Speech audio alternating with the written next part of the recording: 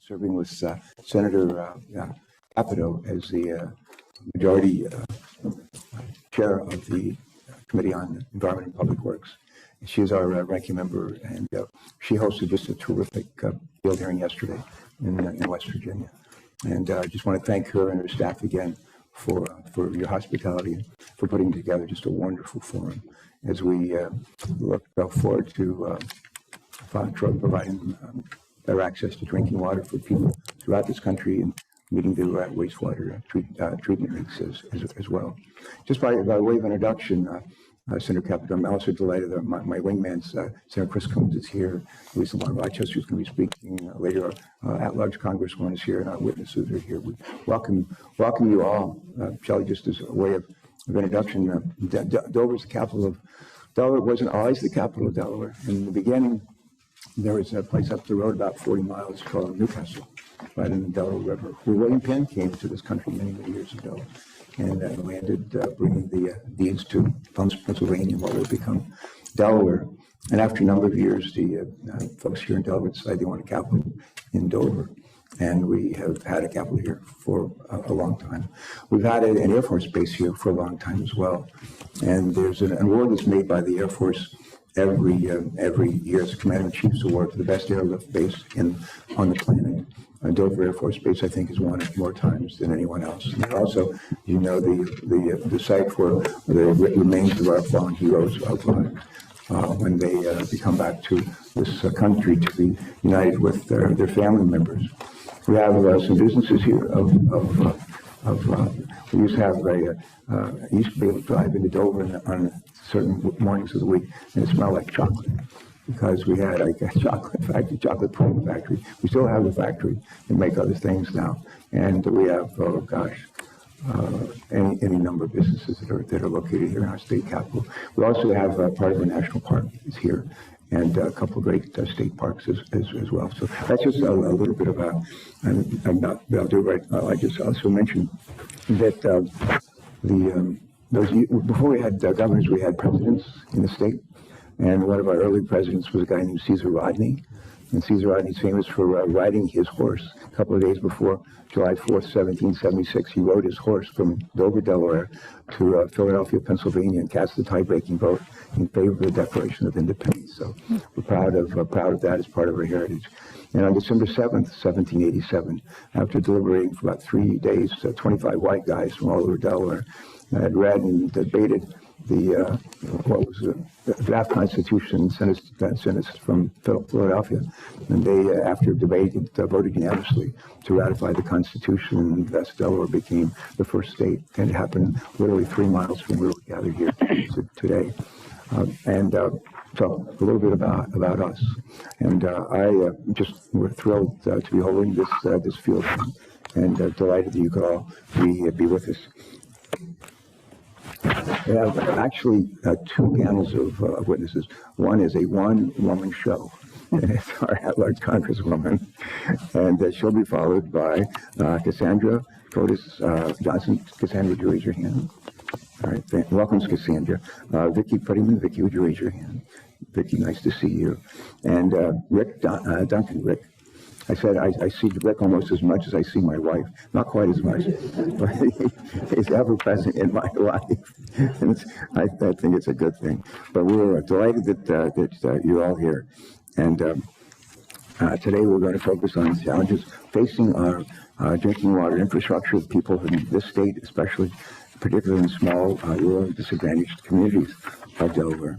As the recovering governor of Delaware, I always said that, and Shelley's dad was governor 3 terms of West Virginia, so she's the daughter of a recovering governor. But as the former governor of Delaware, I always said that my role was and is as a United States Senator to help create a nurturing environment for job creation and growth within the first state. And that's a tall order in and of itself, but one that is nearly impossible to achieve without access to clean and reliable drinking water. Senator Combs knows as a former county executive, and so knows as Senator Rochester knows as a cabinet member many times over, and now as our Congresswoman. Businesses don't want to be in places where the water's not fit to drink. and they don't want to be in places where there's not adequate wastewater treatment. So this is an incredibly important element in as we try to create that nurturing environment for job creation and job preservation. When it comes to drinking water, Delawareans face a host of contamination issues with water that flows from our taps. A lot of places, most places in Delaware, the water is just fine. And a clear majority, vast majority, the water is just fine, but not every place. And that's a concern to all of us. From water pipes that contain lead to toxic pollutants like PFAS, one of the permanent chemicals that we hear about. Communities need a lot of assistance to address these issues, and fortunately, we, those of us that are up here and here, can help with that, and we're intent on doing that. In Sussex County alone, that's our southernmost county, Shelley's one of the largest counties in America. They raise more chickens there than any county in America. We raise in Delaware 300 chickens for every person who lives in Delaware. So and we import in the port of Wilmington more bananas than any port in the states, in the country. So you're eating chicken and bananas, we're your place. But in Sussex County alone, there's almost 100,000 people. More than half the county's population rely on private wells for their drinking water. And while some homeowners choose this option, other folks live too far from the municipality to access public utilities. Some of these Delawareans are finding excess contaminants like nitrates, like iron in the water, which we know can contribute to adverse health impacts. And those health impacts are more likely to affect low-income households who cannot afford a home filtration system. And we can and must do more to help these families. Many families in Delaware and across our country, especially those with young children, are also concerned about the lead in their water. And this potent contaminant leaches into drinking water from lead pipes, from faucets and fixtures. In children, low levels of exposure have been linked to damage to the central and peripheral nervous systems, learning disabilities, shorter stature, impaired hearing, and impaired formation and function of blood cells. There is no safe level of lead in drinking water. And while we've not seen lead contaminants in levels anywhere near those in cities like Flint, Michigan, drinking water tests in 20 locations in Delaware since 2012 revealed lead levels above the federal safety threshold. Often, this contamination is found in communities with small systems that do not have sufficient resources to manage their aging water systems. And given the damage that even the smallest amount of lead poisoning can cause, especially in children, we must work to ensure that all communities have the knowledge and resources to replace lead service lines to ensure safe, clean water for our most vulnerable citizens. We also have problems in Delaware with well and ground water contamination from toxic forever chemicals like PFOA, like PFAS. We call them forever chemicals because once they enter our body and once they enter our environment, they can take thousands of years to decompose and break down. We don't have thousands of years to address these issues. We must act quickly to ensure that all citizens in Delaware, all citizens in West Virginia, and beyond our borders have access to clean, safe drinking water. Together, Senator Capito and I took significant steps to address these needs through our Drinking Water and Wastewater Infrastructure Act. That bill formed the basis for the Senate's Infrastructure Investment and Jobs Act, which passed the Senate by a strong bipartisan majority. My recollection was 89 to 2. Right. 80, we don't pass many bills by 89 to 2. They do that in the House, I'm sure. 89 to 2. This bill provides billions of dollars for water projects across the country, directly targeting the communities with their most needs, places like Ellendale, just south of us here in Sussex County. It took more than 3 decades for Ellendale to pass a referendum that would allow low-income neighborhoods to connect to a public water system. I'll say that again.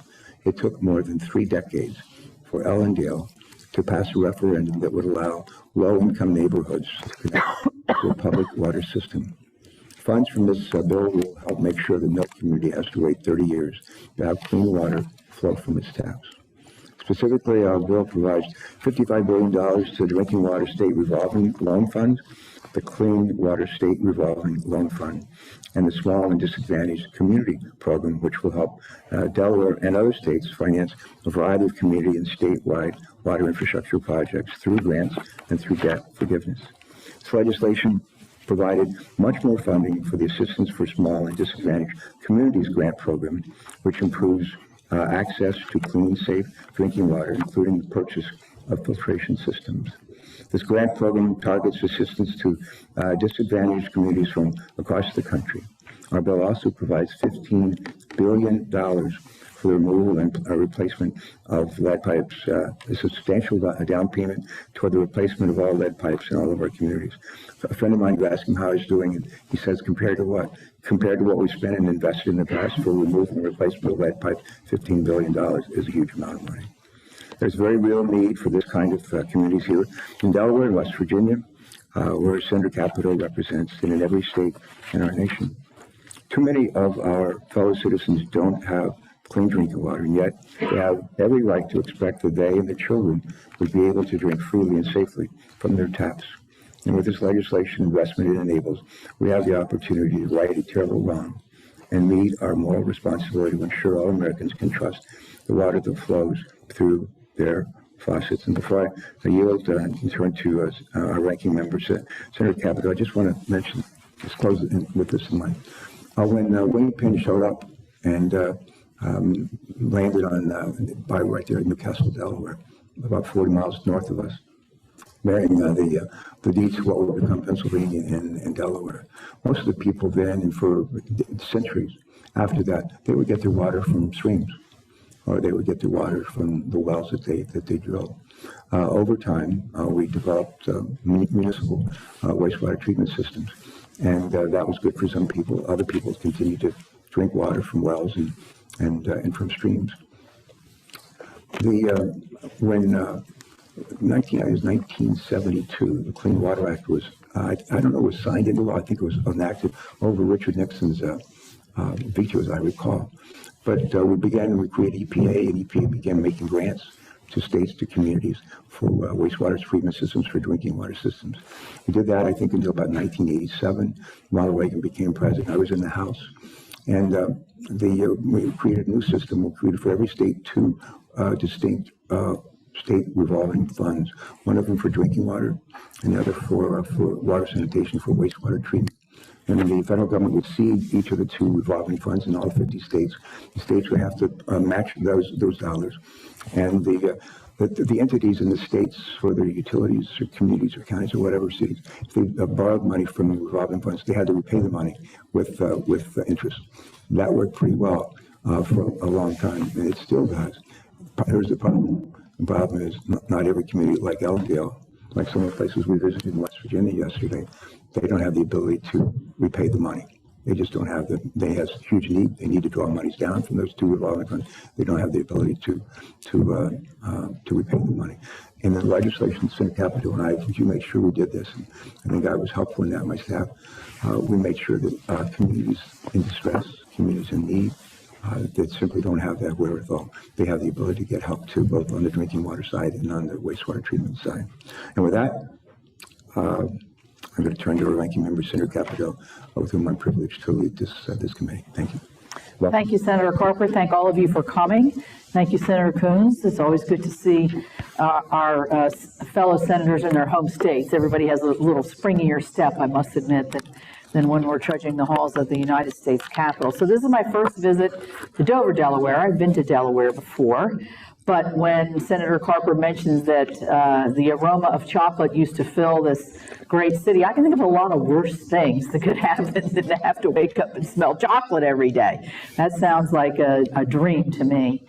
We did have a wonderful session in Beckley, West Virginia, where I'm going to be very interested to see what our similarities are, because I think there are many, because obviously driving over here, the realization that Delaware is a very rural state in many, many ways, and also probably has some of the economic challenges that we have in the state of West Virginia in terms of affordability, and how do you build systems and redo systems that were built 50, 60 years ago to meet the challenges of a growing population, but also just aging infrastructure. And so I'm really pleased to be here to hear how Delaware is coping with these problems, and it's great to be here with your representative, Blunt Rochester. Actually, I think we met one other time, but I know of her great service in the House. And so I also want to tell you, you've got two great senators, but I get to see Senator Carper all the time. And he is passionate about what he does. He's dogged in his determination, and he's a great communicator. We were just talking about how he calls everybody on their birthday. So that's 99 other people, and then I heard today that it's not just us you're calling. So you must have had that down by now with the birthday greetings. But anyway, it's very much appreciated. And Chuck Grassley says to me about every other day, "It's not my birthday today. You don't have to call me today." So I'm happy to be here with his leadership and the partnership that we share, and to see this in his home state. I also want to thank the chairman for his willingness to work and to address these challenges earlier with the bill that he talked about, the Drinking Water and Wastewater Infrastructure Act. And I won't get into the details and repeat, but I will repeat that we had not only a unanimous vote out of our EPW committee, and we have some pretty disparate believing members on that committee. When you can get Bernie Sanders and Jim Inhofe to make the same vote, you're doing something right. And then off the floor at 89-2. And this is what this bill, this water bill, is what is the basis of what you have heard of and is much discussed as the bipartisan infrastructure package. And our water bill is contained wholly within that bill, verbatim, everything that we passed 89-2 out of the Senate. So it's common. The whole package is a common sense, bipartisan piece of legislation that not just handles water and wastewater, but also roads, bridges, and broadband, which is a very difficult challenge in certain parts of my state, being not mountainous and rural. It's very much of a challenge. So I would like to thank our witnesses for being here today, and look forward to hearing their perspectives. Mr. Chairman, we talk every week as he's getting ready to either get on the train, or he's on the train, or he's thinking about getting on the train to come home. Every day Americans rely on the infrastructure that supports our drinking water systems. These are the systems that this nation really has prided itself on. Many of us have traveled all around the world and have seen the things that we take for granted in terms of water are so desperately needed all across not just our country, but around the world. Unfortunately, this nation is facing critical challenges in the resiliency of these systems, and with many of our small and rural communities disproportionately affected by the wide array of water infrastructure challenges. You mentioned some of the chemical challenges, but also in my state, we have an issue with losing the resource because we have aging infrastructure, and by the time it goes from the treatment plant to the home, we've already lost 50% of our water. Now think of our friends in California, what they would think about that. I've often wondered, we ought to be building a pipeline out there, pipeline in our water. We can make a lot of money on that. Small rural communities are particularly strained and need additional support. But these are not, as I said, unique challenges to just one state. So I'm committed to addressing these challenges that we are facing. Reliable, modern water infrastructure is a fundamental responsibility of our government. And I think we did address this in our drinking water and wastewater infrastructure bill. As he has said, it provides lots of funding for new programs, but also existing ones, ranging from ensuring that you can imagine who put this one in. Systems have pipes that don't leak, there I am, to ensuring that there is a sustainable water workforce, another passion of mine, and that can operate and continue new infrastructure investments. We provided a robust, and yes, I'll say it again, amazingly bipartisan piece of legislation that has a lot of toolbox of solution and alternatives. So I look forward to hearing what you all have to say. Thank you for being so welcoming to me and my staff. I want to thank your staff, Senator Carper, and also the good folks here in the courthouse for accommodating us. And it's my honor to be here with all of you to hear from the great folks in the great state of Delaware. Thank you. Well, thank you for those remarks. When I was in the Senate, we had a fellow named Chuck Grassley. And the following last August, we were two senior people on the Senate Finance Committee, which is we have now privileged to serve on. And they used to meet every week. Once a week. and eventually starting some staff in the meetings. If you go to that meeting, you do some work for them, you wouldn't know. And I just, see good ideas, and we started an idea, and that's really what we do on Thursday evenings. My phone sometimes on the route to West Virginia. I might be entering. And it's, we have John Ellis put the two together with Mary Frances Webster's majority staff director on EPW. And Adam is here. He just stepped out. He's missing his big moment.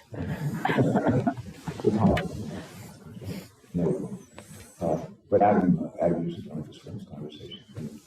I think one of the reasons we ended up reporting that unanimously out of committee, water infrastructure legislation, unanimously out of committee, roads, highways, bridges, and we really provided the foundational for the infrastructure bill, which now we're actually in the United States House Representatives. But for that, I've been privileged to know Chris Coons for a long time, and his wife for a long time, even before she was his wife, and that's his wife. But I was thrilled to ran for president of the election. Thrilled, ready to kind of elected, did a great job in both, and elected, he decided to take on a really big race, and ran in one election in the United States Senate. There are, I don't know how many committees in the Senate, how many would you say, 13, 14, something like that. He serves on most of them. It's just, it's a hard issue. I think as a chef, he's always really great job. Among the committees, he serves on foreign relations. Just a minute, you need to put this on. Okay, thank you. Yeah, that's all right. We'll start over. William Penn. Thank you. In any event, we're thrilled that Senator Coons was able to adjust his schedule and be with us today. He is an appropriator. We authorize stuff, and but he actually provides the dollars. He can't provide the dollars without the authorization, so it's just hand in glove, and we work really well. He's got great staff. Welcome, Chris. Thank you so much, Chairman Carper, Ranking Member Capito. It is an honor to join you and to recognize you and thank you for the remarkable leadership you've both shown in this absolutely essential work together. Both the way you've approached it and what you've delivered for the American people. There are things that tie Delaware and West Virginia, from Blades to Beckley, from Seaford to Parkersburg, parts of our industrial legacy, parts of the challenges that small, rural, and disadvantaged communities face in accessing the workforce, the funding, the infrastructure to actually deliver the safe and accessible, reliable drinking water and the wastewater treatment infrastructure that is critical for our communities. But the way you go about hammering out these solutions is inspiring to the rest of us in the Senate and is a model for how every committee should work. Frankly, if every committee worked as well as the two of you and your staff have worked together, we'd have a whole lot more solutions to the problems facing our country. And your leadership on the Drinking Water and Wastewater Infrastructure Act, which authorizes, as you said, $35 billion in critically needed investments, is an absolutely central part of the bipartisan infrastructure bill, which we hope will soon be journeying to our president's desk. To Congressman Blunt Rochester, thank you for your leadership on these issues, and in particular, your legislative leadership in moving the Low-Income Water Customer Assistance Program Act, a truly innovative approach to addressing these key issues. I look forward to hearing from Vicki and Cassandra and Rick. I recognize that my predecessor as County Council President, Stephanie Hansen, now State Senator Stephanie Hansen, an environmental lawyer, is here with us today. I was also encouraged to see Sitha Coleman Kamala from the Center for PFAS Solutions here. I just came from Dover Air Force Base. All of us know that we have legacy challenges to address in our country, both in affordability, quality, and access of water. No one could craft better solutions than the chair and ranking member of this important committee. Thank you for your tireless dedication to making the environment, the water, the future better for all of us. I'm really glad you came and said all that. Do you need more time? Thank you. Thank you, Senator Coons. Thank you, Chris. Thank you for being my wingman, my colleague, and my friend. Now I get to introduce our first witness, our Congresswoman, Lisa Blunt, Rochester. Lisa represents our state in the United States House of Representatives. She is an assistant whip. Are you still assistant whip? Assistant whip for House leadership. She sits on the House Committee on Energy and Commerce. And what's the tagline of the Commerce Committee? What is it? If it moves, it's energy. If it stays still, it's commerce. We control everything. He was chairman for life. But this is in the House. I served in the House for 10 years. I was on a couple of good committees. Senator Capito, how long were you in the House? 14. 14 years. Were you an appropriate? What did you serve on? I was on financial services and transportation. Good. All right. Those are good committees. I served on banking, but the committee that you serve on is the end-all be-all. So we're really lucky that to have a seat on that committee. The committee has broad jurisdiction, as the Congresswoman said, over, among other things, healthcare, our environment, commerce, trade, energy policy, telecommunications, manufacturing, consumer protection, and drinking water.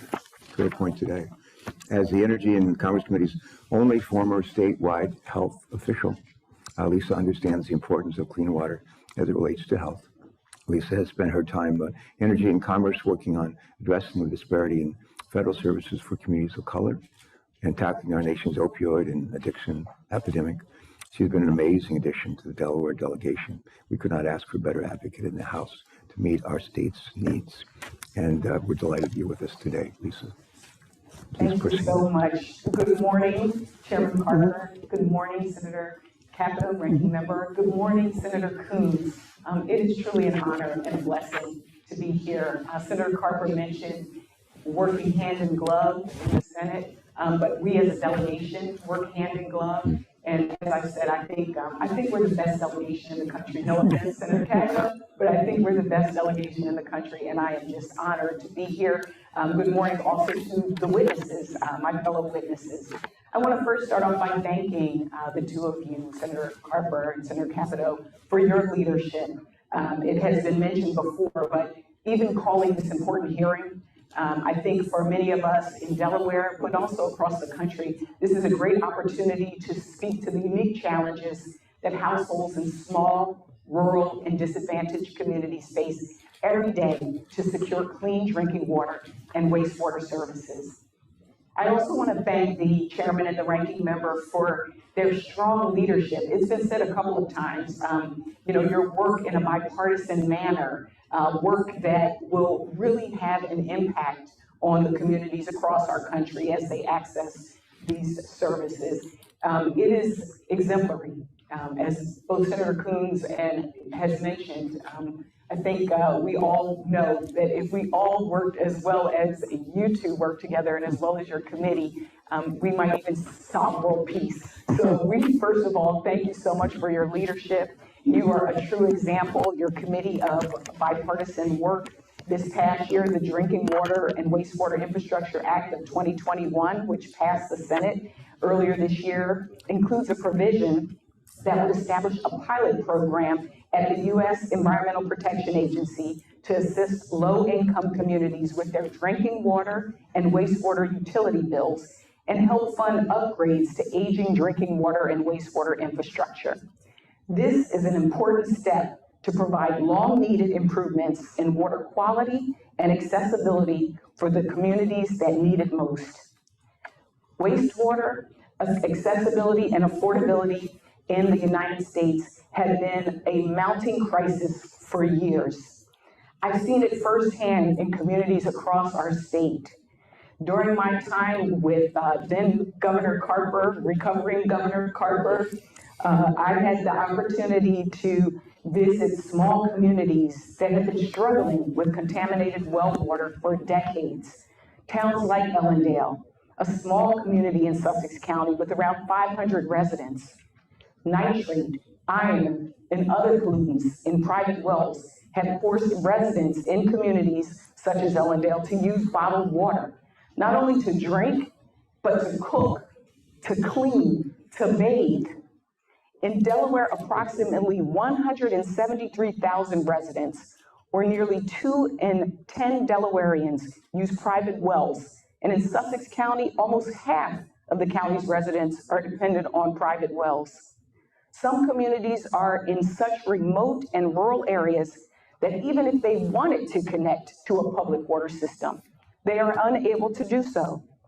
Despite this, and even through more than 13 million, even though more than 13 million households rely on private wells for their drinking water, the federal government does not provide recommended standards or criteria for private wells.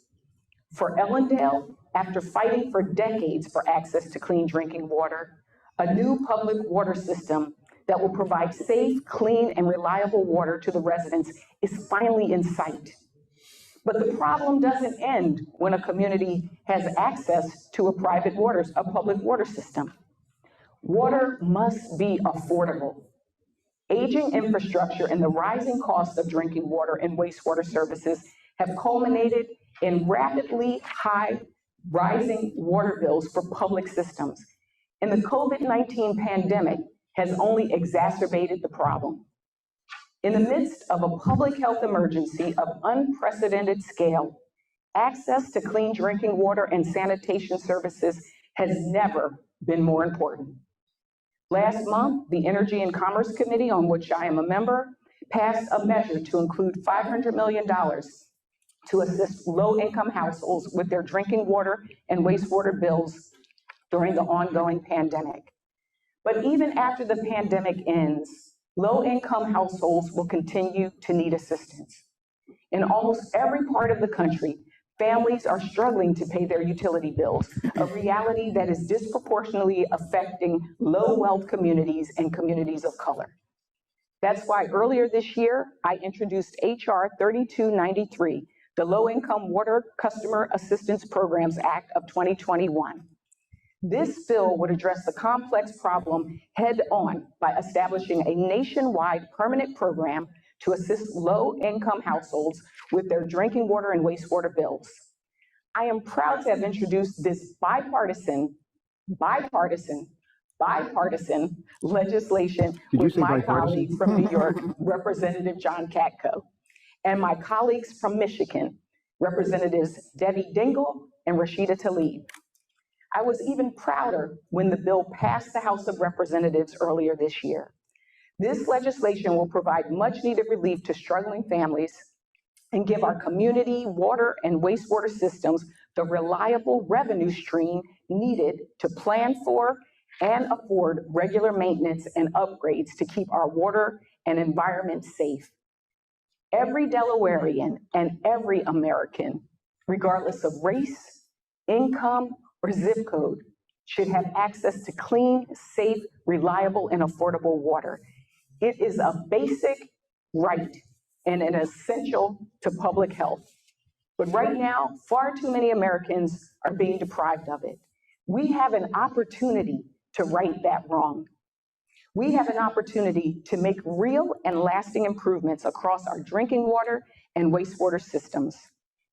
Access to water is a fundamental need, and we can and should deliver that to all Americans. I thank you, Senator Carper. I thank you, Senator Capito, for your leadership and for the opportunity to address you today.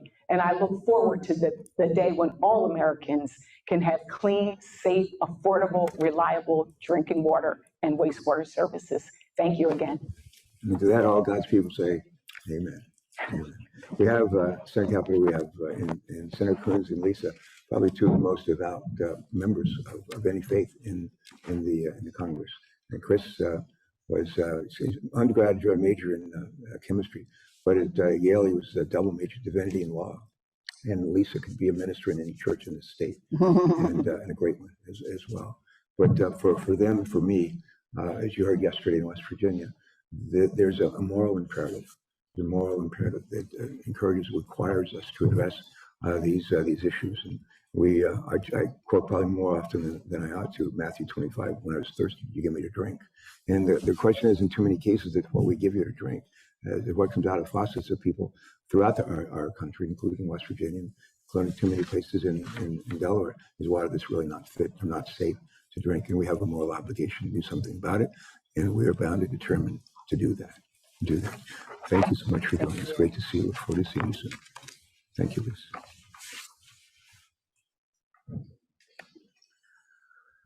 And with that, I think we're going to break for lunch. We'll come back with the witnesses later. No, not really. I'm going to ask our three witnesses to join us at the table, please. And somebody, we may want to change out the nameplates, please.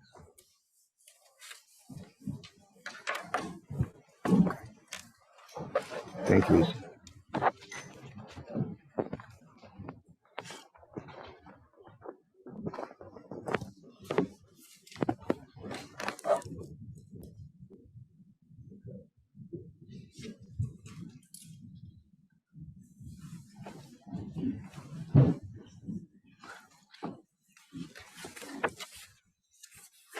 I'm going to go ahead and begin introducing our witnesses. Cassandra, I'm going to introduce you first. And Cassandra, code is CODES. Oh, where did you get that name? Long story, Codes Johnson. Codes? Yes. Code, okay. Wait, is that a family name? Yes. Okay. All right. Cassandra Codes Johnson, and Associate Deputy Director of the Delaware Division of Public Health. How long have you held that position? I've been with the division for 8 years now. 8, okay. Yes. You started right out of school. Yes, we'll say yes. Yeah. And in her current role, Cassandra provides oversight for over 700 dedicated public health staff who provide a variety of services to protect and promote the health of Delawareans, including services that protect the drinking water of our state. Thank you for that. Where did you grow up? I'm a native New Yorker. Where? Long Island, New York. Okay. How did you end up there?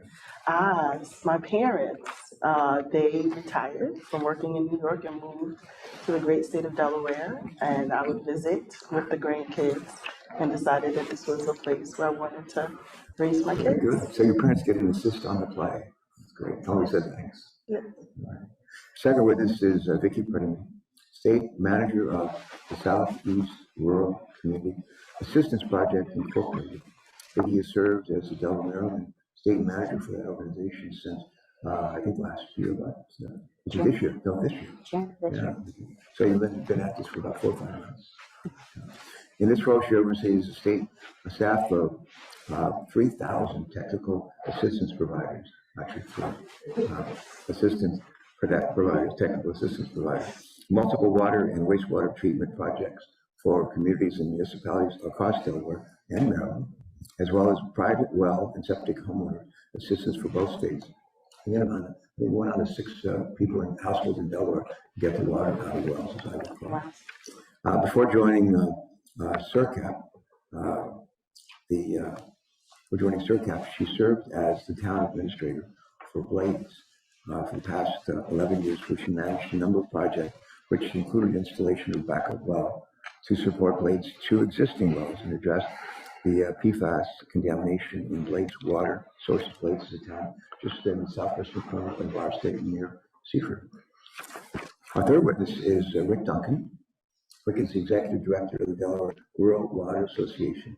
2019, under Rick's leadership, the Delaware Rural Water Association broke ground on their 2nd training facility. Delaware Rural Water is one of the premier training and technical support organizations for small water service operators in the state of Delaware. Rick began his water career in 1983 as a water distribution operator with the town of Rehoboth Beach. And the word Rehoboth Beach, not many people know this, but the word Rehoboth in Rehoboth Beach means room for all. Nice, room for all. In 1997, Rick was hired by the town of Selbyville, not too far from Rehoboth, to manage its public works and water filtration and distribution system. 2000, he was elected as town councilman, and for the past 21 years continues to serve in that role, overseeing Selbyville's water facility, solid waste, local streets, and parks and recreation activity. And we want to warmly welcome each of you here. And it's just thank you from the bottom of our heart for the work that you do with your lives and the leadership that you provide here in this state. And I'm going to ask Cassandra, would you just lead us off, please? Thank you, Neil. We'll hear from each of our witnesses and then ask some questions. Thank you. Good morning to the entire Senate Committee on Environment and Public Works. Thank you, Senator Capito and Senator Carper, for holding this hearing. Thank you, Senator Coons, for being here. Thank you, Representative Lisa Rochester, for your very important comments. My name is Cassandra Coons Johnson, and I serve as the Associate Deputy Director for the Department of Health and Social Services Delaware Division of Public Health. The Delaware Division of Public Health, through our Health Systems Protection section, regulates drinking water and administers the Delaware Drinking Water State Revolving Fund, which from here on out will be referred to as the fund. Each year, the fund, DWSRF, uses federal funds, which have been supplemented with state bond bill funds over the last several years to support drinking water systems improvement throughout Delaware. The fund supports drinking water systems throughout a combination of grants and loans, with funding in the last few years specifically focused on disadvantaged communities as identified by the median household income of a population. The fund typically provides some principal forgiveness to any drinking water project that exceeds 1.5% of the median household income as additional support for disadvantaged communities. The Division of Public Health has loaned out, often with 100% principal forgiveness, over $23 million for water infrastructure investments over the last 10 years. As we discuss the work of the fund in helping communities access clean, safe drinking water, I would like to highlight a few recent successes that also illustrate the challenges that communities in Delaware face in accessing clean, safe drinking water. Over the years, the fund helped the town of Georgetown replace water mains and service connections, including lead service lines, to improve the quality and consistency of water provided to residents. This fund also allowed Georgetown to upgrade its water treatment facilities, including installation of a new treatment plant in 2012. As one example of public health benefits, the additional treatment funded through these state and federal investments helped to remove trichloroethylene, or TCE, a solvent and known carcinogen, from the community's drinking water source. This action, together with the removal of lead service lines, will benefit the public through the reliable delivery, treatment, and storage of water for the community of Georgetown. Laurel, Delaware is another example of a community where state and federal funding programs led to public health and safety benefits for residents. Laurel replaced distribution and service connection lines, including those that contain asbestos. The town upgraded water treatment facilities to remediate high levels of nitrates, a widespread groundwater contaminant, especially in southern Delaware. This is important because nitrate contamination has been linked to health impacts such as thyroid cancer, gastrointestinal issues, miscarriages, and birth defects. Over the years, the town of Milton used resources from the fund to replace water main pipes, create loops within the pipe system, and eliminate dead ends to reduce the amount of water remaining in lines for extended periods with improved water quality. The town has also provided treatment upgrades at the water treatment facility, as well as help citizens that cannot connect to the public water system upgrade or install private wells. In the spring of 2010, the city of Seaford utilized state and federal funds for a distribution system improvement project that allowed private well owners to connect to the public water system.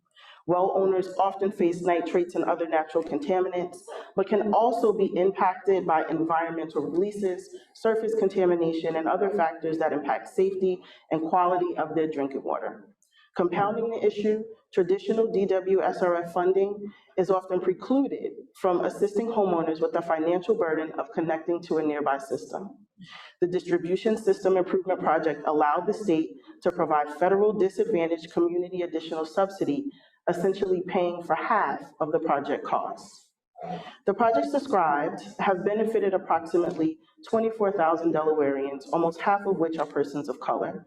And many of the projects highlighted are located in rural areas of Delaware. Many rural communities, lower wealth communities, indigenous communities, and communities of color often face greater numbers of or more dangerous hazards than other communities. The multiple hazards can then aggregate to amplify harmful health impacts on these communities. These cumulative impacts can affect multiple generations and place additional weight on already overburdened communities. These communities are often referred to as environmental justice communities. In Delaware, we are working really hard to address these inequities, but require support in this effort by the federal government. The President's Environmental Justice 40 initiative sets the lofty but necessary goal of making sure that 40% of all federal funding is used to provide assistance to environmental justice communities that have long suffered from historic underinvestment in infrastructure, including water infrastructure. We support the passage of the President's Build Back Better agenda, which includes the Drinking Water and Wastewater Infrastructure Act of 2021, as well as additional funding for water infrastructure projects, lead and PFAS remediation, and support for small, rural, and disadvantaged communities. Specifically, the Drinking Water and Wastewater Infrastructure Act of 2021 supports these communities by authorizing more than $35 billion for water resource development projects across the country, with a focus on upgrading aging infrastructure, addressing the threat of climate change, investing in new technologies, and providing assistance to marginalized communities. In closing, I would like to thank the entire U.S. Senate Environment and Public Works Committee for working to invest in our nation's water infrastructure with a focus on equity, and look forward to continuing to work with you all to better meet the drinking water needs of the people of Delaware. Thank you. Thank you very, very much, Cassandra. Thanks for doing this for your statement. Vicky Prinny, please proceed. Thank you, Chairman Carper and Ranking Member Capito. I want to make sure your mic is it on? Is that better? Oh, can you hear me now? Light. There we go. Good. Sorry. Thank We you, want to hear Chairman. every word.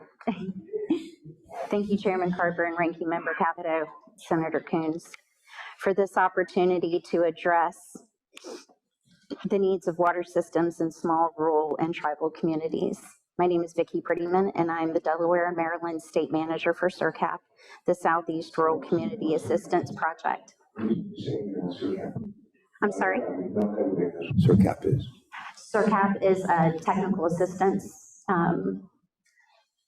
from SRCAP serves Delaware all the way down to Florida. We help rural and small communities with water and wastewater, stormwater needs. Good, thank you. Thank you. The Southeast Rural Community Assistance Project, we are the regional partner of our Rural Community Assistance Partnership. Last year, our CAP served more than 3.4 million rural and tribal residents, more than 2,000 of the smallest, most distressed communities, including 46 active projects in Maryland and Delaware. Water and sewer service is a driving factor for economic growth. Of the approximately 150,000 public water systems across the country, 97% serve small communities and 72% serve communities of 500 or less. Small communities are challenged by the ever-increasing cost of operations over smaller, sometimes dwindling customer base. COVID has further exacerbated the challenges rural communities face, with many suffering a significant drop in revenue when employers shut down businesses and some customers were unable to pay their bills. With the mounting financial losses, communities were forced to defer infrastructure projects, adding to the more than $1 trillion that EPA estimates the water sector needs.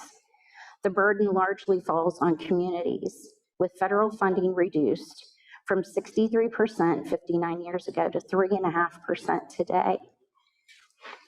Small systems in our two states coped with COVID and reduced revenue in a variety of ways. One Delaware town estimated its revenue loss of $375,000 per month and requested temporary forbearance on their USDA loans.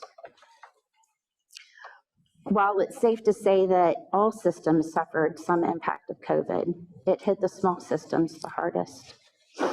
There are many rural communities that are not connected to wastewater systems at all, resulting in raw sewage in yards and waterways, contaminated drinking water for residents, and the threat of associated diseases, trapping people in a vicious cycle of poverty.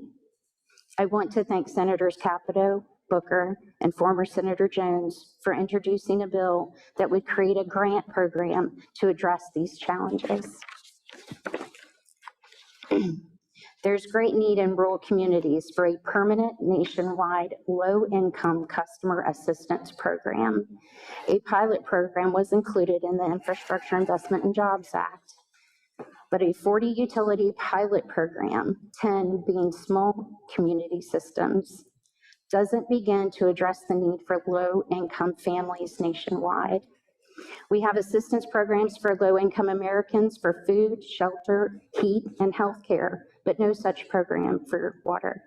I thank Representative Blunt Rochester with her work with Representative Cacto, along with Senators Cardin and Wicker for introducing bipartisan legislation, and thank you, Senators Carper and Capito, for your leadership.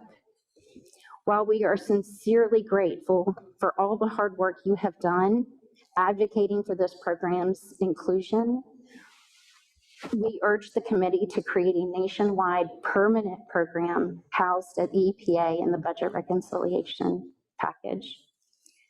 Civic and religious charity organizations are seeing a decrease in corporate and personal donations, but an increase in requests for assistance, particularly assistance to pay utility bills.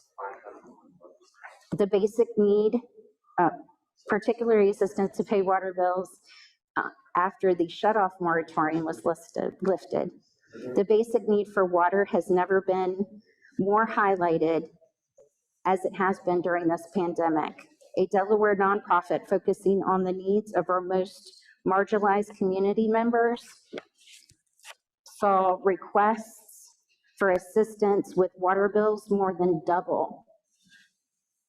Before COVID, requests for assistance to pay water bill of $60, now they're seeing requests to pay water bills of $600 or more to avoid being shut off. Water systems are universally concerned about emerging contaminants.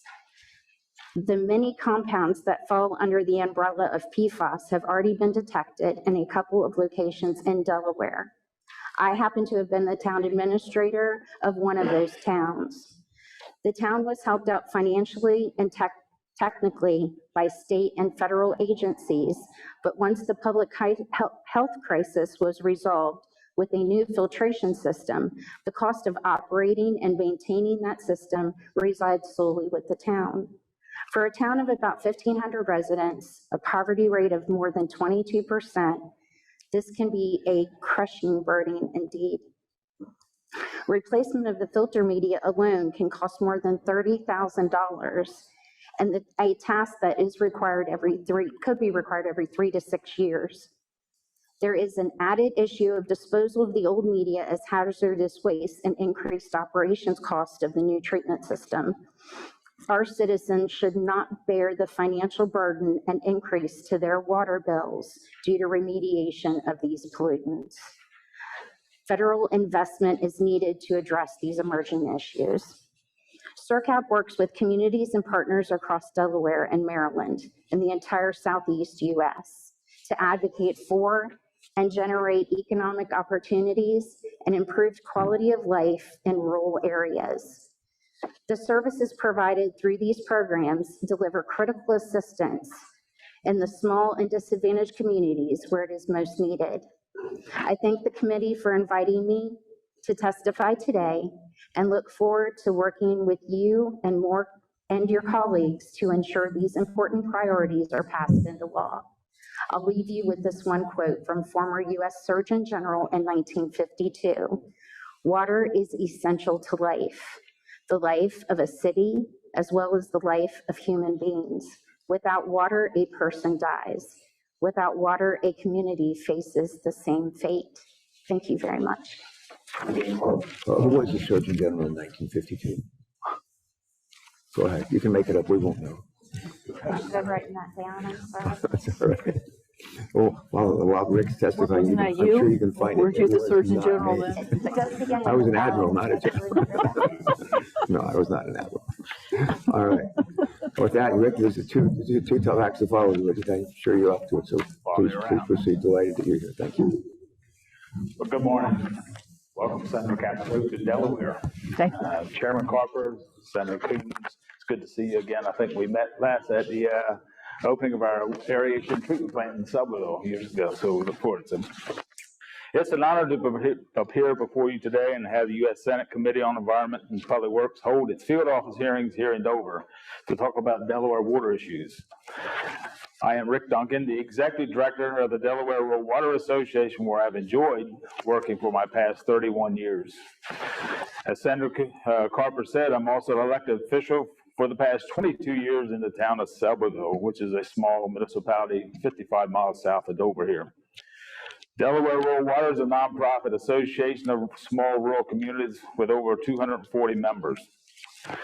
Our critical part of our mission at the Rural Water Association is to travel directly into all small rural communities and assist them with operating, governing, financing, upgrading, and maintaining their water and wastewater infrastructure. This includes compliance with abundance of federal Clean Water and Safe Water Act regulations, as well as all the training needed to keep local officials, operators certified, and educated on the latest rules, regulations, and technologies. It would not be an exaggeration to say that I have traveled to every community water system in the state and mostly all the public water systems, providing on-site, hands-on technical assistance over my 31 years. And I have done this probably more than one time. Delaware has 482 public water systems, of which 207 are community water systems. Only 3 of these water utilities serve populations of over 100,000 people, and only 34 serve a population between 3,300 and 10,000. That means 448 of these total 482 public water systems serve fewer than 3,300 persons.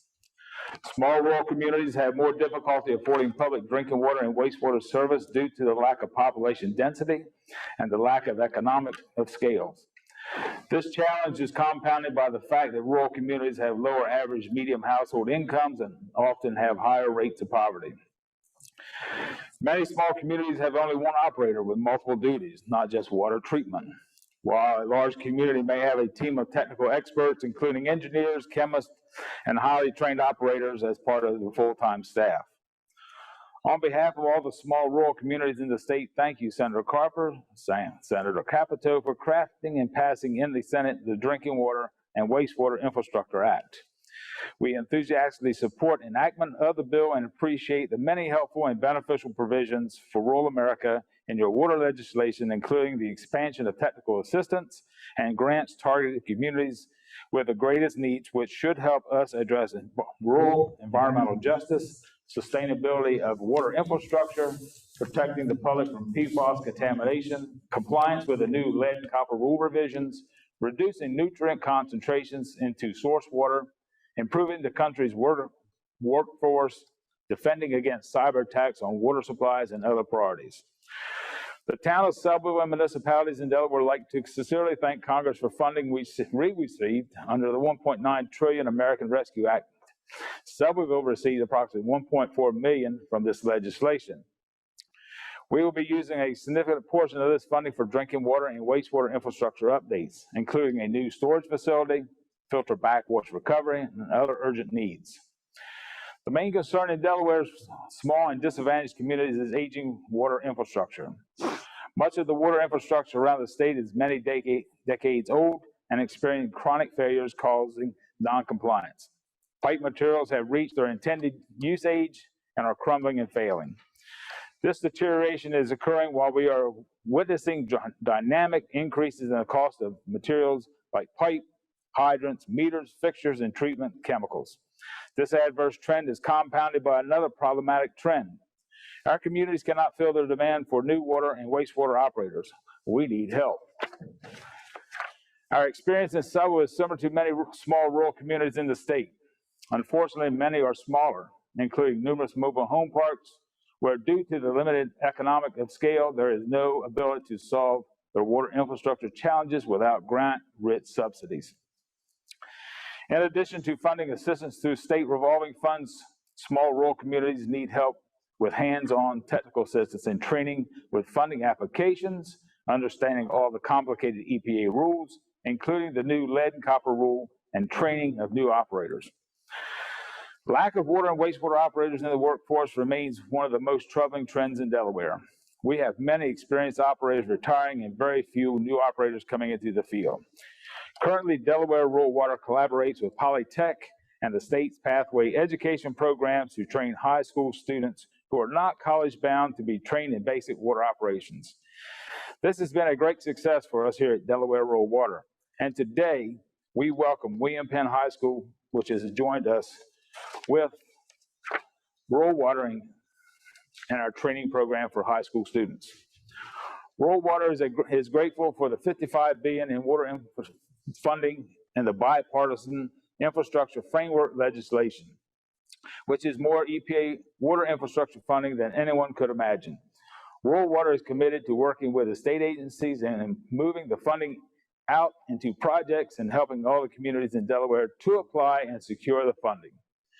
It will be a quite welcome challenge to move the funding from program dollars to approved projects. Rural Water foresees a great demand for on-site technical assistance in the application process, project design, the education and new funding for all the state's rural communities. Thank you, Mr. Chairman and members of the committee, for the honor to testify for rural America. And we are grateful that you have included a voice for rural America at this hearing. In addition, we deeply appreciate the numerous opportunities this committee has provided rural America to be included in crafting of federal water and environmental legislation and the policy. Thank you. Well, thanks very, very much for all you do, and certainly for being here today and sharing those thoughts with us. Senator Coons had modified his schedule in order to be able to join us here for an hour. I just want to say thank you, not just for being here, but for being where we really need you, especially in the Appropriations Committee, to make sure that the work that Senator Capito and I are doing with our colleagues on our committee, we can authorize programs, authorize spending from now until the cows come home or the chickens come home.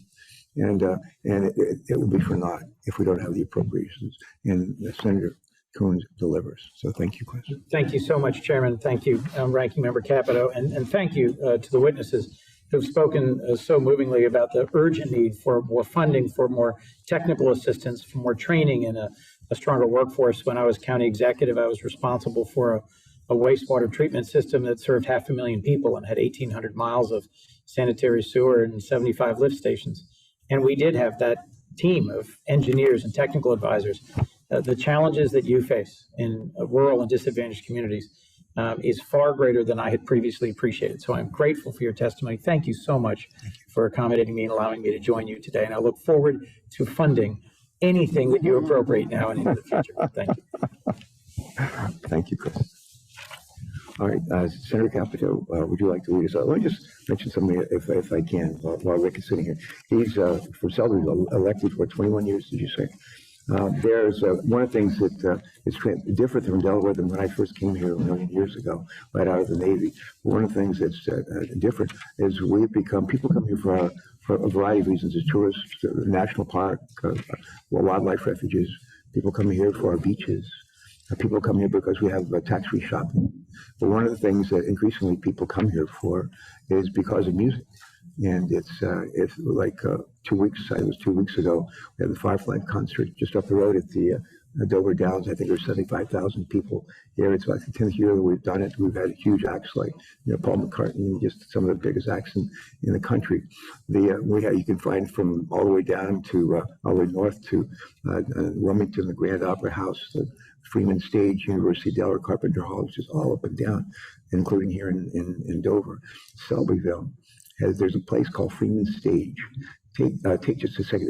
My recollection, something magical is happening at Freeman Stage in terms of I think 1,500 people. I think can show up in the summers from Memorial Day through Labor Day for concerts. Some of the biggest acts around. And but I think they're creating something like a pavilion or something really exciting. Would you just take a minute on that, Rick? The Freeman Stage is we attended several concerts there. It's a great addition to. In Selbyville, it draws and attracts a lot of people and stuff like that. So they host a lot of good events there and stuff like that. So we welcome them as much as we can. So they provide great shows. People come to our beaches, and they're good ones. We're some of the cleanest, loveliest beaches around. And folks like to shop, and we have good food, but music. And I think they're going to be able to seat 4,500 people at the Freeman Stage in the next development. And you recall this Save Our Stages, Save Our Stages legislation, which is designed to help especially music venues. They were hard hit by the pandemic, and one of the most helped is Freeland Stage. So we're delighted they're in business, up and running, still providing great entertainment. Thank you. I'm going to yield to Senator Capito for first round of questions, and we'll just take it from there. So. Thank you. Thank all of you. Very interesting perspectives, a lot of similarities and a few differences, and probably many more similarities between our two states. And thank you for what you do for the citizens of Delaware. Let me ask a question of Ms. Coates Johnson on the health perspectives in the PFAS area. Have you had to, and lead, I want to know, what is the pervasiveness of this in Delaware as far as you know?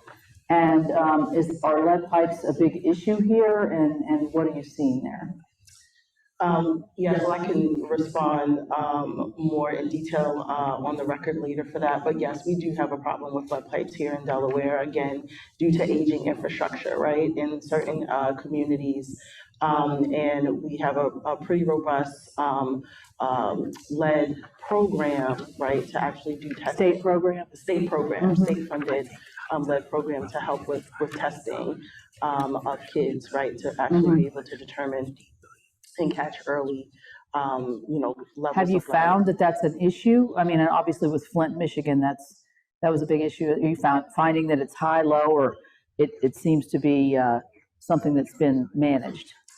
We do have a issue with lead for kids here in Delaware that we're working really hard to address.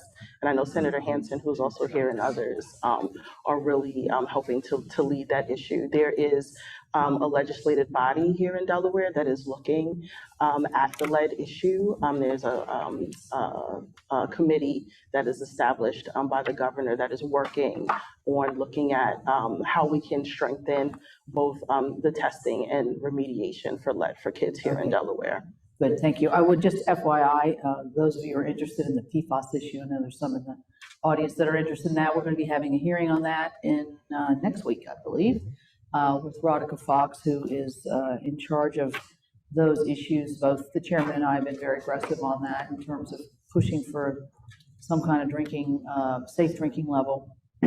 And hopefully we're going to get some more definitive answers from the EPA.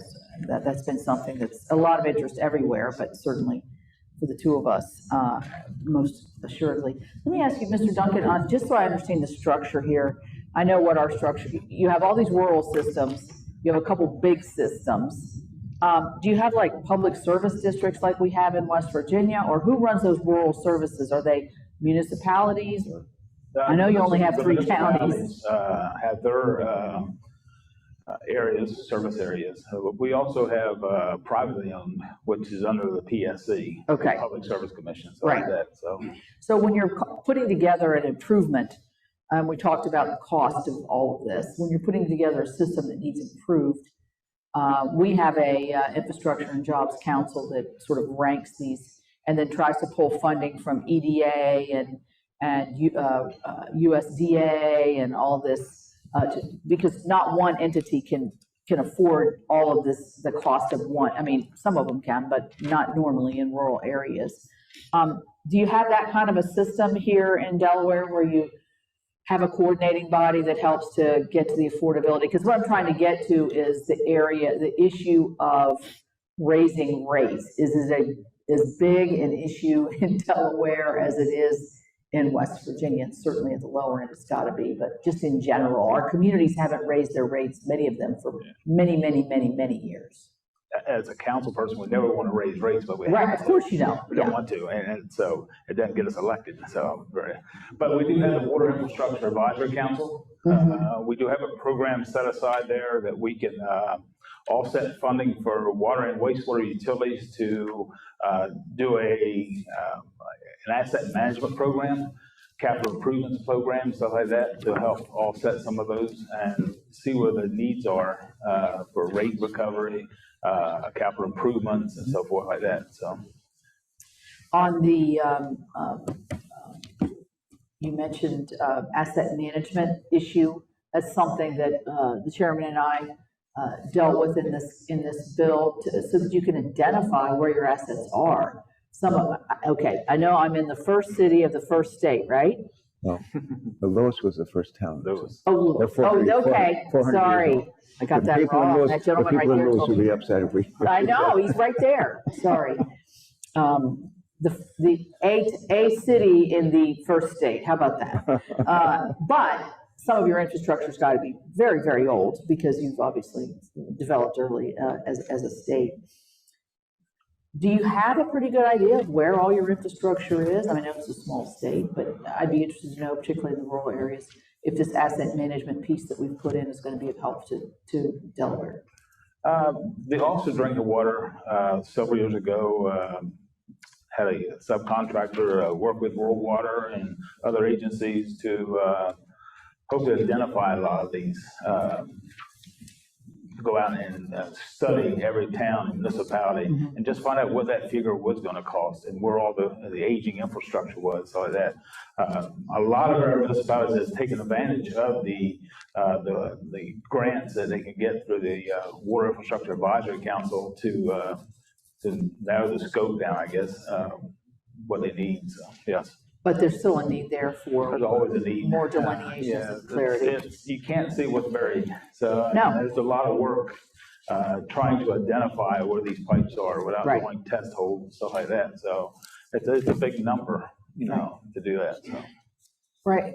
Ms. Coates-Johnson, what would you say your biggest challenges are from the public health? I mean, we talked about lead, we talked about PFAS, but is there anything else there that obviously lack of drinking water? I mean, obviously it's got to impact education in younger children, ability to economically develop certain areas. Do you want to expound on that a little bit from the public health perspective? It was mentioned earlier, I think, in Representative Lisa Blount Rochester's comments, and also I think others have talked about this. We are very concerned about our private well owners here in our state, and how we can support them, because oftentimes they don't live close enough to get drinking water from a public utility. And the inability to have access to that public source of water means that there's no mandatory monitoring, right, or treatment for any contaminants, right, that may be in that water. So, and when we promote recommendations for inexpensive well testing and things of that nature, but really less than 2%, we're seeing of people with private wells actually do that on a regular basis. And so private well contaminants affect low income and environmental justice communities, we know, right, at a disproportionate rate. And in the same token, these residents often struggle to be able to afford the bottled water that they need, right, on a daily basis to support their families. So that's a challenge that we see. And we think things like promoting regionalization, where we can, and offering well rehabilitation services and more education for private well owners in our rural parts of the state are some things. In addition to maintaining the disadvantaged community, additional subsidies are necessary to help in that area. Well, as part of this bill that we've been talking about, that we hope gets to the president's desk soon, as part of the bigger infrastructure package, we did put, I believe, $50 million into decentralized systems, such as what you're talking about. But where I was coming from, this was with Senator Booker. It kind of surprised me, being from what I consider a very rural state. He is impressed upon me that New Jersey still has very, very rural areas, which I'm sure that they do. But, we got these septic systems that have been around for way too long. They can't be replaced. Well, they could be replaced, they're too expensive to be replaced. So this will have some assistance with that to be able to hit exactly what you're talking, these systems that aren't connected to anybody, and to be able to give some assistance through the state to that individual resident rather than to a municipality or a county system. So you said one word that we heard a lot yesterday, and it's hard in a small state because we take ownership of all of our small communities. Every you mentioned you're on the city council of your small community. There's a lot of pride there. So it's hard to say we need to regionalize because you feel like you're going to give up your governance or your ability to make decisions for your own citizens. But, to get more bang for your buck, that's really the way to go. And certainly with the technology as it's moving forward, you can maybe help a little bit with the workforce issue if you can regionalize and then have your technical expertise, or even if you went into more modern ways of monitoring than the old meters and everything that we used to have, or we still have. I think that could be a way for rural America to really be more effective in this area. So thank you, Mr. Chairman. Thank you. Senator Kaplan, thank you so much. Senator Kaplan has been a leader on PFAS, PFOA, permanent chemicals, clean water, clean drinking water standards, and continues to do that. And I'm privileged to help with that. Every now and then you're probably hearing a noise outside, like overhead. We have two kinds of airplanes at Dover Air Force Base, which is just down the street. One of them is C-17, more modern aircraft, a big plane, but the much bigger plane is a C-5. C-5 carries twice as much as a C-17 flies twice as far. Actually carries 3 times as much, I think. So I think what we're hearing is C-5s flying in the balance pattern and flying overhead. I was about 7, 8 years ago, Sir Caput, I was driving literally right by this building on my way to southern Delaware, coming right down the Route 113. And there was a traffic backup, and about a half mile north of the base. And I wonder what this is. And I got a phone call from my staff on my cell phone and said, C-5 has gone in, crashed just south of the base. And what happened is, one of the largest airplanes in the world, C-5 owns more aircraft records, I think, than any aircraft in the world. And they're incredibly reliable aircraft. But human error, and I've spent a lot of years of my life as a naval flight officer. C-5 was, they're getting ready to fly, I think, over the top of the world and to land in maybe in Afghanistan with a full bag of fuel, a full load of cargo. And as they have C-5 has 4 engines. C-5, they pre-flighted, they loaded the plane, gassed up, and they were taxiing, got the clearance, and down the runway, hit refusal speed, took off. And as they climbed out, one of the things the flight engineer checks on is engine warning lights to make sure the 4 engines are okay. And they got out of the 4 engines, they got 1 engine warning light, which is not good. And the flight engineer, rather than shutting down that engine, shut down the wrong engine. And a plane that was flying with full bag of fuel, full load of cargo, instead of flying on 4 engines, all of a sudden was flying on 2. And they tried as hard as they could to get back around to come back and try to land on the runway they just taken off on, and they ended up about a mile short. And by that time, the rescue crews on the base had been notified, and they were summoned, and they just got as fast as they could down to where the crash site was, covered it with foam, covered the aircraft with foam, put out the whatever fire was there, and at the end of the day, everybody lived. Everybody lives. A miracle. That's the good news. Bad news is there are several communities around Dover Air Force Base that have PFAS pollution in their water. And I remember another time when I was a naval flight officer stationed out in Moffett, California, close to Palo Alto. And I'm driving to work one morning, and I didn't have to an early flight, so it was about 8 o'clock in the morning, driving down 101 to the base, and I could see black smoke coming up from my base off in the distance. They had no idea what was going on. And we got closer and closer. I went in the main gate, and the person at the main gate, the guard said, we had a crash here. And he said, we have, in Moffett Field, we have NOAA and NASA aircraft, big airplanes. And we have the P-3s, which are pretty big 4-engine airplanes, but not as big as the NASA planes. And we have dual runways, parallel runways, so you can have 2 airplanes landing side by side, literally on different runways. And the air traffic controller made a human error, and he allowed the large NASA plane to literally land on top of the Navy plane. I think 18 people died. And during that, immediately when the crash occurred, the rescue trucks came out.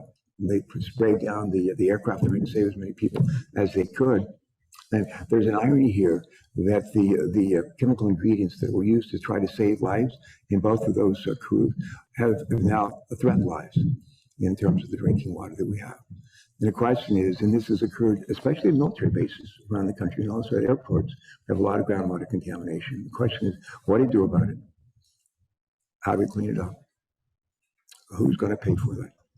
What kind of standards are going to be set for what is safe? What is the levels for the presence of these chemicals in our water? What is safe and we're able to drink and not have to worry about damaging our health? So these are the kinds of issues that we get to deal with. And the Senate Capitol is a huge leader on this stuff. And I'm pleased to be able to help with that. And that's just an example, real life example from right here of what can happen with creating hazards for our drinking water. In Delaware, I think I said 1 out of 6 Delawareans depend on a well for their drinking water. That would be about 175,000 people in all. And they use private wells. They don't have access to public water system. Some of the communities here at Delaware, nearby Delaware Air Force Base, that have seen their groundwater polluted by PFAS are now getting access to public water, and which is a good thing. The private well contamination affects all kinds of folks, including low-income folks.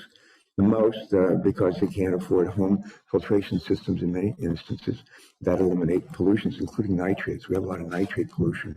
In southern Delaware, we raise all these chickens. I think I said earlier, we have, 300 chickens for every person in Delaware. That's a good thing. We sell a lot of chickens around the world.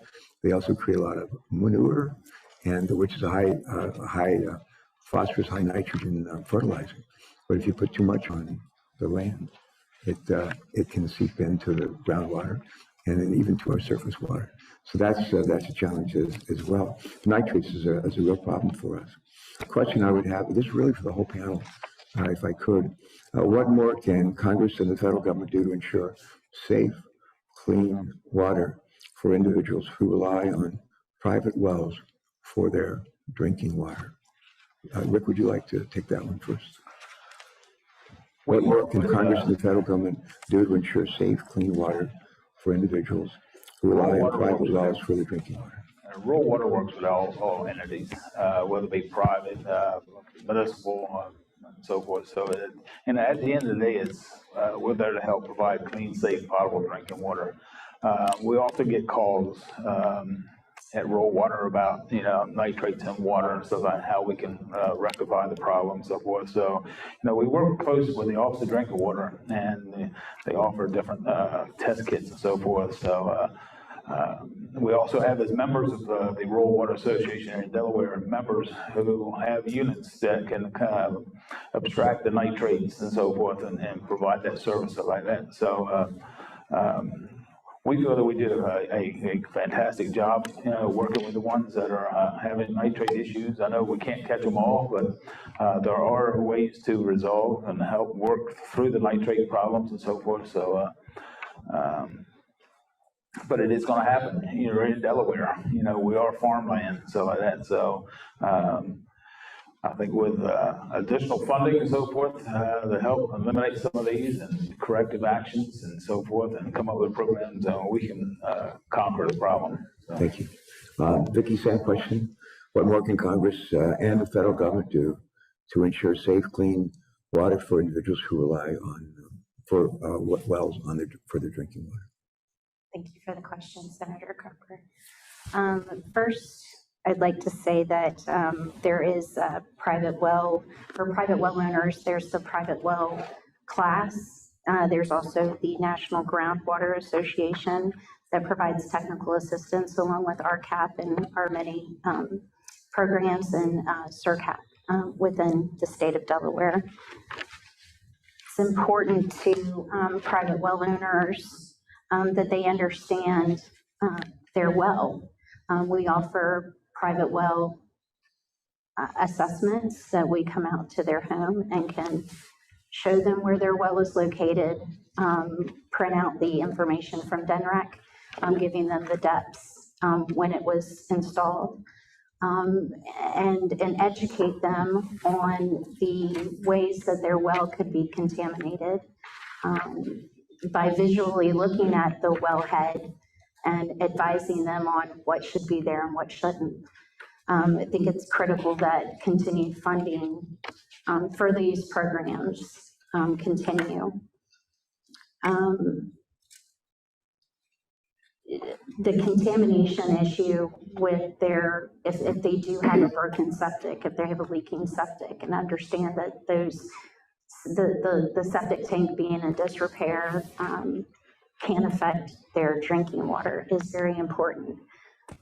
Nitrates, it's not something that you can see, you can't smell it. They don't know that it's in their water, and they think that if it tastes good, it smells good, it looks good, then it's good. It's great water, and that's not necessarily the truth.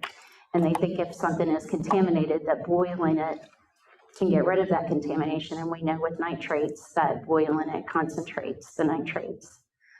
So I think education is so important, and continued funding to technical assistance programs like SRCAP and RCAP is very important.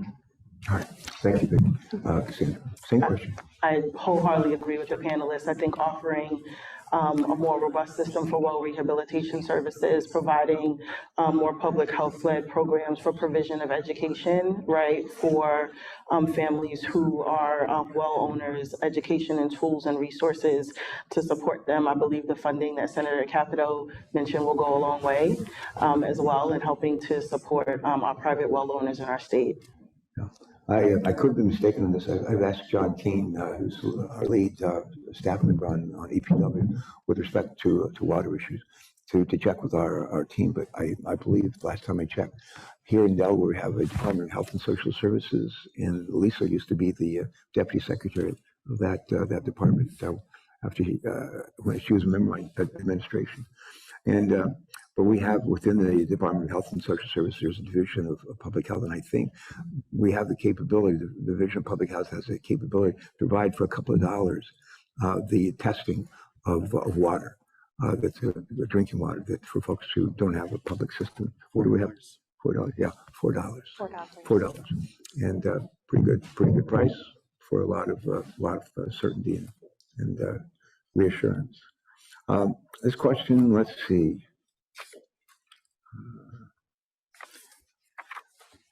Cassandra, had you finished? I think you had. Yes. Yeah, thank you.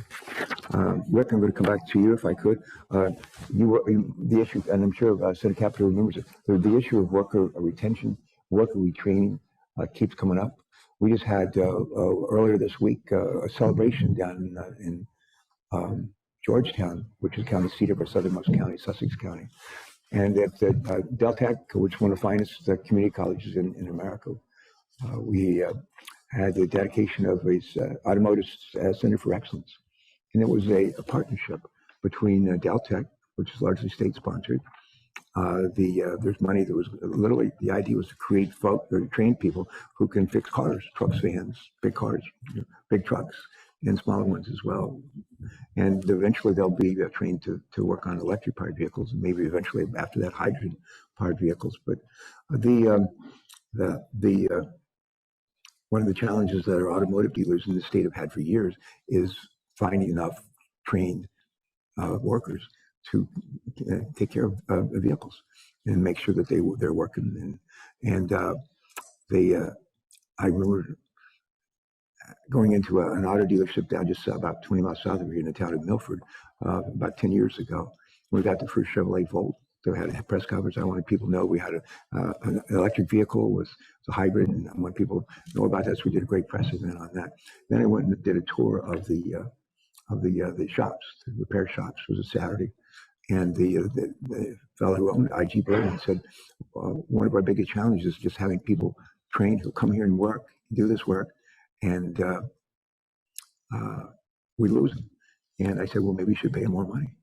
And he said, I said it with joking, but he said we paid people to start. This was a decade ago.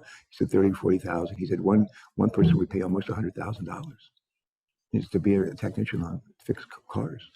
And I said, well, that's a lot. But as it turns out, almost every auto dealer had the same problem. had the same problem. Our poultry integrators have the same problem. And what we've done is create this partnership with Deltec, state, county, something called Economic Development Administration, an entity that's Senator Capito and I work with very closely. We have jurisdiction over them, and they invest in projects just like this, just like that one. And but what we had to do for the auto dealers, for the poultry integrators, is make sure they had a workforce. And it wasn't that the workforce was aging; they just didn't have. They just couldn't keep them. We have a similar problem all over the country, I hear, with worker retention. And we've got a bunch of these small utilities, and some of them have just one employee, maybe a couple, and they're not getting any younger, like some of my colleagues in the Senate. I mentioned Chuck Grassley earlier. He's 88. He's going to run for re-election. And I think Dianne Feinstein's 88. And who else is 88? Richard Shelby. And I told Chuck Grassley when he announced he was going to run for re-election, I said, well, when I'm 88, I'm not going to be running for re-election. And I said, I just hope I know who I am, where I am, and I'll be happy with that. But retention, workforce retention, each of you, if you give us some thoughts on that. Rick, why don't you lead us off? 380,000 water and wastewater operators throughout the country. 30 to 50% will be retiring within the next 5 to 10 years.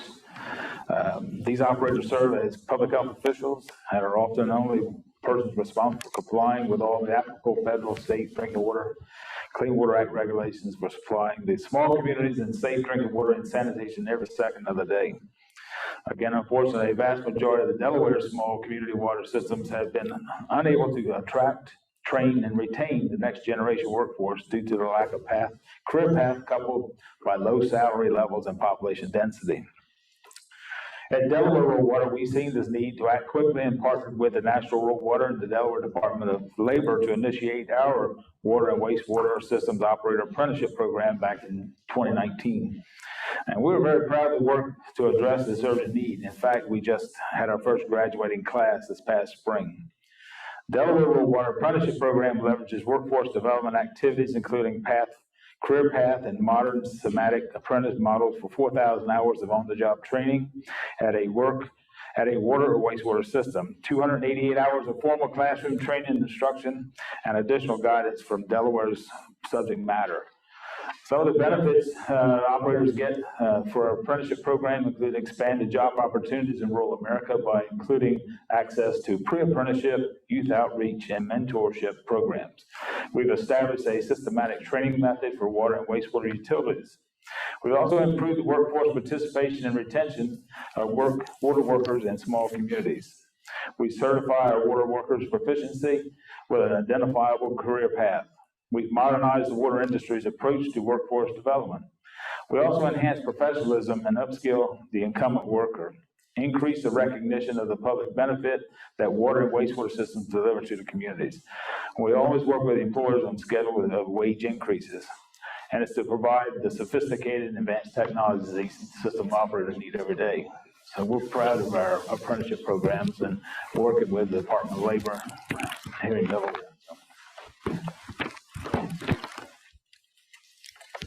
Can I just ask a quick question? I'm going to jump in real quick. How many people have you had go through that program? We've got 20 in our apprenticeship program now. And how do you recruit them? We have our apprenticeship coordinator go out to municipalities. We work with our career path, our pathways people, so forth. We do a lot of advertising, TV advertising, so forth. If you want to change your career, you want a new path in life, we go out and research, and we just put information out there that, we're getting ready. We're starting our vets program up, where we're doing apprenticeship for vets coming back, so forth. So it's a lot of it's word of mouth, but we're also out in the municipalities, communities, doing job fairs and so forth like that. So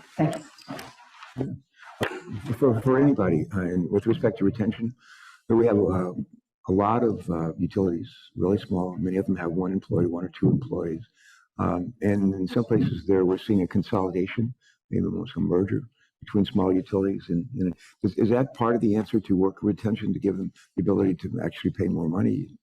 Is that part of what needs to be done, or can help address this problem? we're fortunate in Delaware. Most of our municipalities have more than one. We do have some, what we call circuit rider water operators that take care of multiple systems and so forth.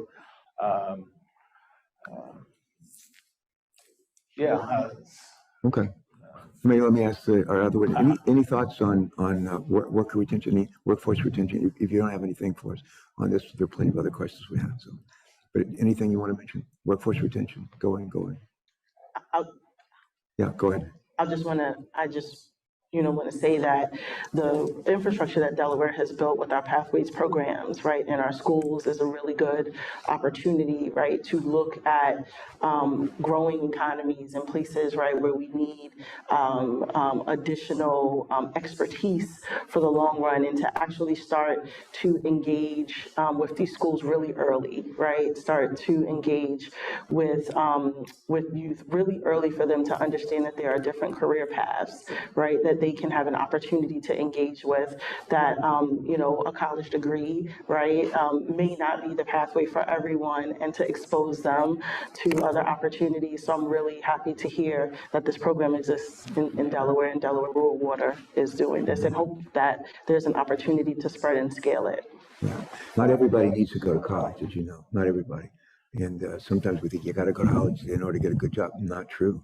Not true. And some of the jobs that are most in demand pay well, or don't require a 4-year degree, may not require a 2-year associate's degree. Del Tech, because our community college here in Delaware, they have something called the SEED program. And for folks students who have like a B minus average or something coming out of high school, they, right after graduation from high school, they can take advantage of the SEED scholarship and go to for a 2-year college free.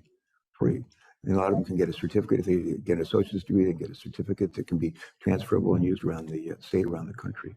But that's the other thing. And a couple of our witnesses have mentioned the Pathways program.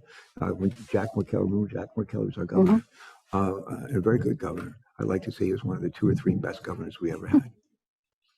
I wish you were here to say that.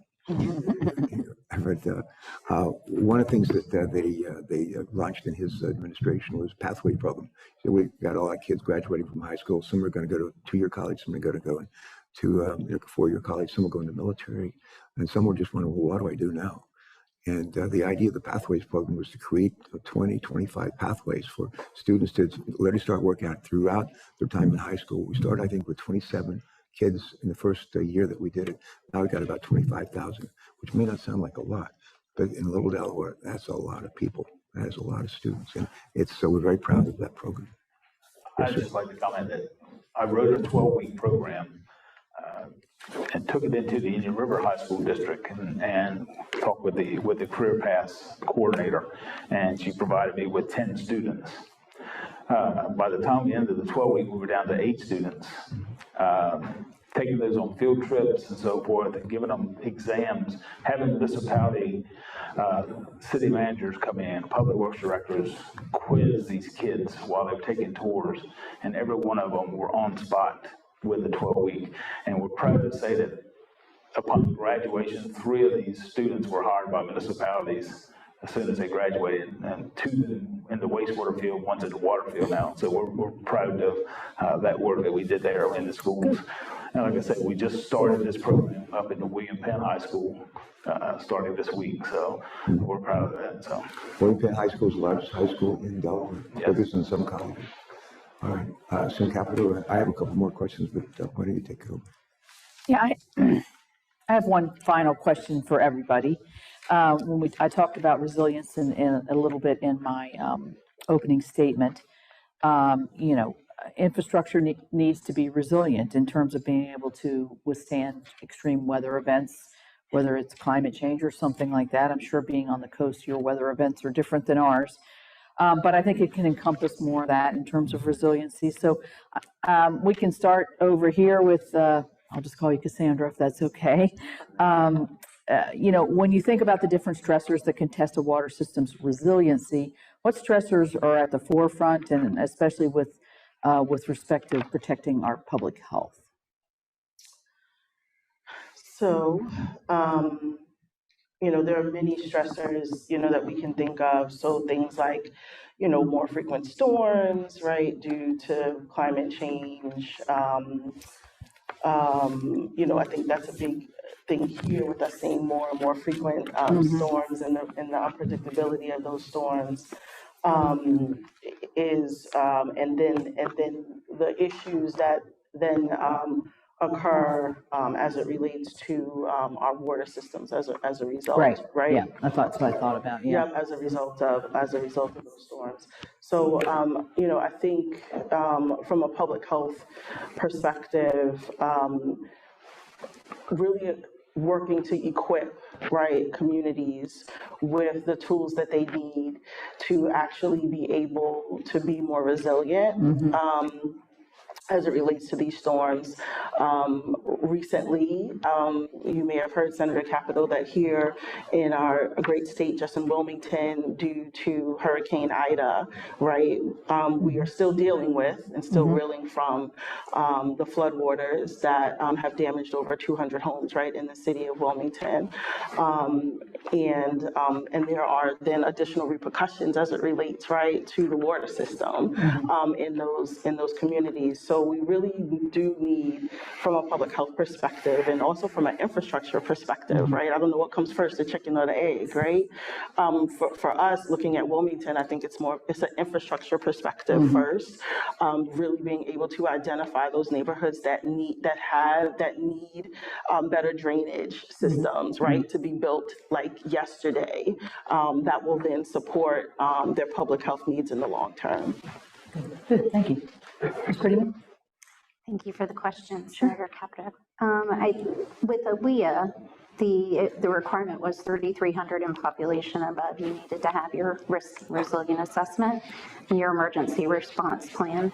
Most municipalities, right at that 3,000 population, may not have the staff to be able to complete those. And so I think technical assistance providers being able to come in and assist them is very important, but also the population below 3,000. The smaller systems still see the same issues, intense rain events, flooding. So I think it's important that we be able to also provide them with that assistance to do a short form type of risk and resilience assessment.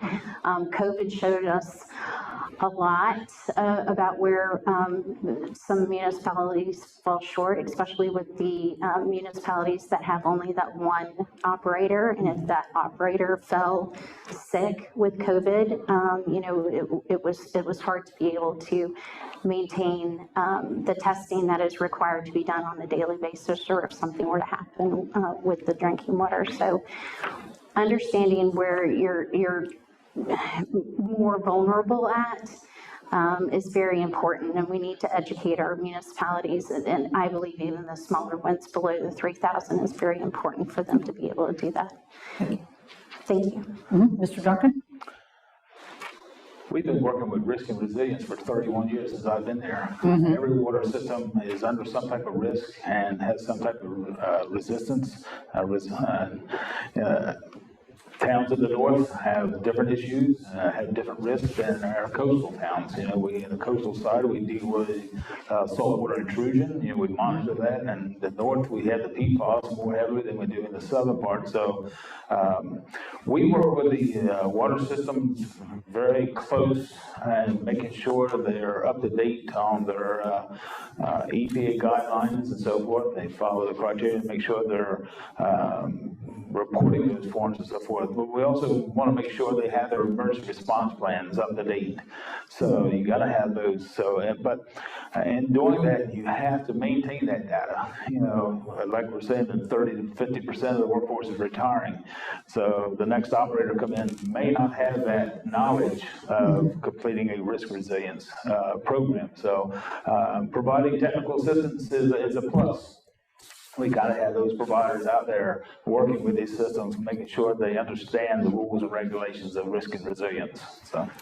Well, thank you. I think I will say my anecdotal story is living in Charleston, West Virginia. We had a chemical, you'll remember this maybe, massive chemical spill into our main water provider and of about 600,000 people, and affected my own home. And, you know, when you've lived through something like that, you really realize, number one, what's the emergency plan? Well, I'm not sure we really knew what that was. What is this chemical that has been spilled into our water, and what kind of health effects does it have? Didn't have that answer. And it goes really to the question you're saying. You need to pre-identify your risks. I mean, this chemical tank that leaked was an eighth of a mile upriver from the intake. I mean, somebody should have been able, you know, they should have known that. And you would think they would ask the question, what's in those tanks and what could possibly, and honestly, we had, it ended up to not be a big health issue as much as, you know, you could smell it in your water. And so it just erodes your confidence, even though maybe I'm not going to drink this water that's smelling like this. And even though they say, oh, go ahead, you can take a shower. Well, you know, who wants to shower in licorice smelling water that you're not really sure what it is? So I think all the answers that you've put forward after having lived through an experience like that, I think you're right on it. It's just enacting it. And I do agree with when you get into the smaller systems, it is hard for people. So a short form, you know, maybe that's the answer there to help them. And then obviously more technical expertise as they go along. But thank you. That's the end of my questions. All righty. I have one more quick question, and this will be for you, Vicki. And I just ask you to take just a minute or two. You could probably spend the afternoon talking about it, but I don't want you to do that. Just take a couple of minutes and tell us a little bit more about the ongoing work related to PFAS contamination in Delaware, how the contamination has impacted communities, especially small communities with limited resources. We're especially interested in your personal perspective in dealing with these contaminants in Blades just a couple of years ago. Just keep it brief, but just give us those thoughts. Thank you. Oh, you're right. I probably could talk today about it. First, the impact that PFAS has on a community can be devastating. And I do want to thank you and your team for being there in our time of crisis. It indeed was a learn on the fly experience. I had never heard of PFAS prior to being told by the EPA that it's present in your drinking water and you're well above the HAL. It was, you know, a lot of learning about, again, this was several years ago, so we know a lot more now, but what best filtration system, what will work best with the existing plant. We had so many questions. Do we interconnect with our, with Seaford? Do we, will the filtration system that we did go with be built and delivered on time? The components and the equipment that's needed to install it. So it was a lot of questions, and we were very fortunate to have a municipality from up north that had recently been through it come down and assist. They even lent the town the hoses to connect for the filtration system to the, you know, to the existing plant. It was great that the state was there and we were able to get HISCA funds to assist with the financial side. You know, the filtration system cost well over $300,000 to purchase, ship it, install it. But could you imagine that on a municipality of 1,500 with a more than 22% poverty rate, the operations and maintenance costs that it will be, I had mentioned earlier that it was over $30,000 to replace the media. And when you're first at it, you don't know if that media needs to be replaced every 3 years or every 6 years. So there's testing that has to be done several times a year in order to see how that media is taking out the PFAS. And so those expenses are incurred on a municipality, and it simply isn't fair for a municipality of that size, or any municipality, to have to bear the cost of those testing, of the media replacement, and the disposal of the media, because it has to be disposed of, a hazardous material. So there's all that cost that's involved. The citizens should not bear the burden of that financial situation. And we need to make the polluters pay. So that's my. Good. Thank you for those words of wisdom. Let me close with this. Senator Capito and I worked with every Democrat and Republican member of our committee, all 20 of us, to write legislation dealing with clean drinking water, wastewater treatment, and a variety of other infrastructures, roads, highways, bridges, and on and on and on. We reported out the legislation unanimously out of committee. The full Senate passed the legislation 89-2. That provided really the building block on which the rest of the infrastructure package was loaded. And while all this was going on, Senator Capito was negotiating with the President of the United States, right from in Delaware, to try to find common ground between the Congress and the administration on infrastructure issues. And I think she, through her personal efforts, really helped to create an environment where a consensus could be developed in the Senate that led to a 69 and I think a 30 vote in favor of very broad bipartisan infrastructure package that includes the water issues that we're talking about. That legislation's over in the House now, and we're waiting for a negotiation to bear fruit between Senator Manchin from West Virginia and maybe a couple of others, and the leader of the House, Nancy Pelosi, see if we can't find agreement on the second piece of another package, a related package called reconciliation that helps families in a lot of good ways, focuses on climate change. But we've got to have agreement on that piece so we can move forward. We got to get this infrastructure bill passed. There's a great need in West Virginia, in this state, and 48 other states as well. And the legislation that we've developed and have literally waiting to go in the House, it would change lives, save lives. And there's a great sense of urgency for that. And we want to just underscore that here today. I just really want to thank you for being here. Thank you for your life's work. Thank you for your caring about the people of this state and other states as well. And keep up the good work. Before we adjourn, a little bit of housekeeping. I want to ask the unanimous consent to submit for the record a variety of materials that include letters from stakeholders and other materials that relate to today's hearings. And when you ask for the unanimous consent, you listen to see if anybody's going to object. Nobody's going to object. Here we go. So we're good to go. Additionally, the senators will be allowed to submit questions for the record through the close of business on Friday, October 29th. And we will compile those questions. We'll send them to our witnesses. We ask our witnesses to reply by Friday, November the 12th.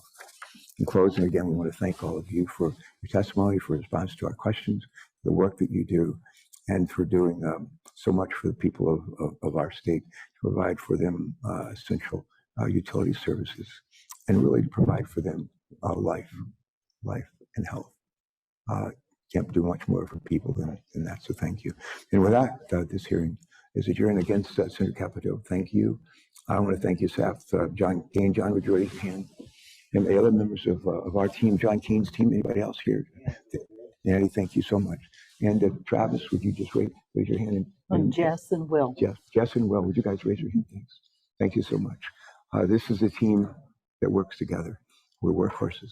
We're proud to be able to serve all of you, our states, and the rest of this country. And with that, this hearing is adjourned. Thank you. Thank you.